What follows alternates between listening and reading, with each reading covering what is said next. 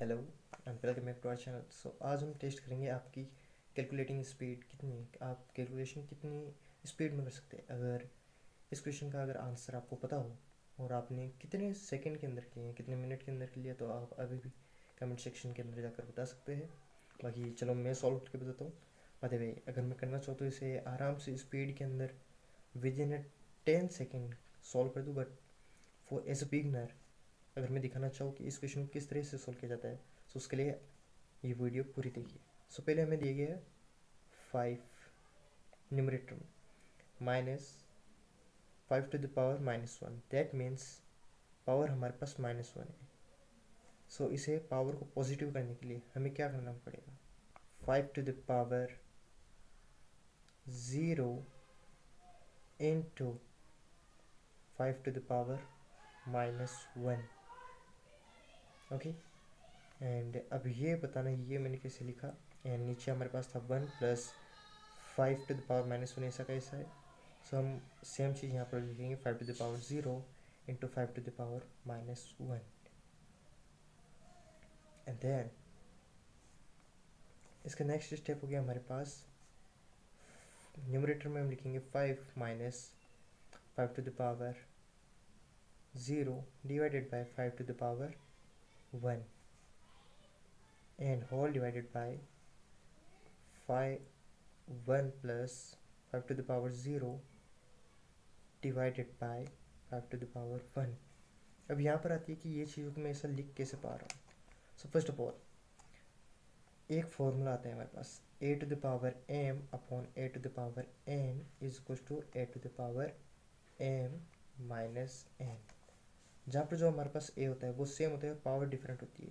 सो जो डिनोमिनेटर में जो पावर होती है वो न्यूमरेटर में जो पावर होती है उसके अंदर सब्ट्रैक्ट हो जाती है। सो अगर हम देखें, सो 0 हमारे पास ऊपर है न्यूमरेटर में और 1 हमारे पास डिनोमिनेटर में। सो अगर हम पावर को माइनस करें तो 0 - 1 दैट वुड बी -1, जो कि हमारे पास ये होगा और जो हमें यहाँ पर क्वेश्चन में दे के रखा है। सो उस हिसाब से देखिए तो बिल्कुल भी हम सही राह पर जा रहे हैं।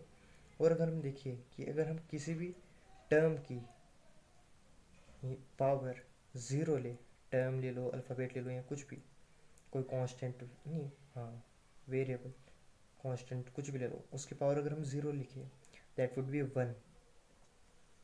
सो 5 to the power 0 हमारे पास 1 ही है। सो इसको हमने डायरेक्ट ऐसे लिखा। So now 5 minus 1/5 whole divided by 1 plus 1/5। Now अगर हमें यहाँ पर एडिशन या सब्ट्रैक्शन करना है, सो हमें पता है कि जो डिनोमिनेटर है वो सेम होना चाहिए। सो यहाँ पर हम डिनोमिनेटर को सेम करने के लिए क्या करेंगे, यहाँ पर हमारे पास डिनोमिनेटर में 5, सो हम 5 से मल्टीप्लाई कर देंगे और 5 से डिवाइड कर देंगे। एंड सेम ही हम यहाँ पर करेंगे, 5 से मल्टीप्लाई एंड 5 से divide. So that would goes like 5 into 5 that would be 25/5 minus 1/5 whole divided by 5/5, 5 बन जा 5, सो 5 plus 1/5।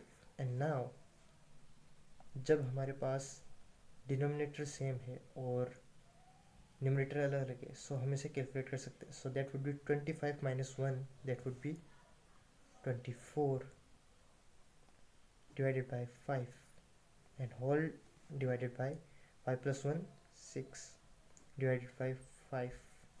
Now what we have to do, we have to just simplify it. So 24 हमारे पास वैसा का वैसा रहेगा। So this would be 24/5, क्योंकि वो नीचे आ जाएगी, ये न्यूमरेटर है ये डिनोमिनेटर है। सो डिनोमिनेटर डिवाइड में हो जाएंगे। सो ये तो था ही हमारे पास। एंड नाउ हमारे पास जो ये 6/5 है, सो इसको मैं ऐसा लिख सकता हूँ, 6 तो हमारे पास पहले से था ही, और जो 6 के डिनोमिनेटर में 5 था वो ऊपर चला गया। या ओके, सो ये बेसिक कैलकुलेशन है। ये तो पता होना चाहिए ना कि डेसिमल ये फ्रैक्शन वाली टर्म्स को किस तरीके से लिखा जाता है और काटा जाता है। सो इसके अंदर 24/5 को हमने डायरेक्ट लिखा, एंड जो 6 था वो हमारे पास नीचे का नीचे रहा डिनोमिनेटर में, एंड जो उसके नीचे जो 5 था वो हमारे पास न्यूमरेटर में आ गया। सो यहाँ पर 5 to 5 कैंसिल हो जाएगा वन टाइम में, एंड 6 1 जा 6 एंड दिस वुड बी 6 4 जा 24। सो जो हमारा क्वेश्चन था 5 minus 5 to the power minus 1 is equal divided by 1 plus 5 to the power minus 1 का आंसर होगा हमारे पास, यहाँ हम कहें कि हम उसे सिंप्लीफाई करके लिख सकते हैं 4, and that's our answer. Hope you like the video, and if you like it then subscribe it